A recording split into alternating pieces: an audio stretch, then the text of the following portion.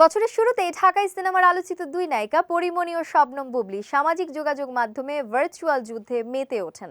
ঘটনার দীর্ঘ ৯ মাস পর এক সাক্ষাৎকারে সম্প্রতি এই বিষয়ে মুখ খুলেছেন অভিনেত্রী। সোশ্যাল মিডিয়া ফেসবুকে ছেলের জন্মদিন কপি করা নিয়ে তর্কে জড়ান পরি ও বুবলী। বুবলীর ছেলের জন্মদিনের ভিডিও দেখে পরি দাবি করেন যে তার ছেলের জন্মদিনের থিম নকল করেছেন বুবলী। এ প্রসঙ্গ নিয়ে বুবলী ও পরি ফেসবুকে একে অন্যকে দিতে শুরু করেন পাল্টাপাল্টি জবাব। এই সমস্যা আরও জটিল হয়ে পড়ে যখন বুবলীর বড় বোনও পরির উদ্দেশ্যে ফেসবুকে পোস্ট দিতে শুরু করেন।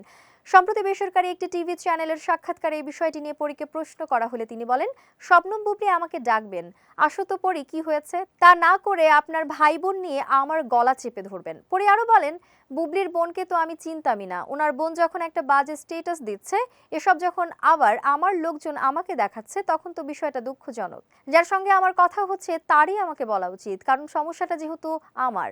এখানে পরিবারকে টানার কোনো অর্থ হয় না। আমার কাছে যেটা আছে সেটা হচ্ছে সত্যি, এই সত্যিটাই আমার শক্তি। বুবলির সঙ্গে ফেসবুকে তর্কে জোড়াতে ইন্ধন জুগিয়েছেন অপু বিশ্বাস, এমনটা অনেক নেটিজেনই মনে করেন। এই বিষয়টি নিয়ে পরীকে কিছু বলতে বললে তিনি বলেন, অপুদির সঙ্গে আমার এত খাতির বা আড্ডাবাজির সম্পর্ক নেই। তবে অপুদিকে আমি পছন্দ করি, ভালোবাসি, এটা সত্য। কিন্তু উনি আমাকে কতটা পছন্দ করেন এটা আমি বুঝতে পারি না। ব্যক্তিগত জীবনে অপু ও তার ছেলে এবং পরি ও তার ছেলে প্রায় একসঙ্গে সুন্দর সময় কাটান। তবে পরি ও তার ছেলেকে সেভাবে বুবলি ও তার ছেলের সঙ্গে কখনো ব্যক্তিগত সময় কাটাতে দেখা যায়নি।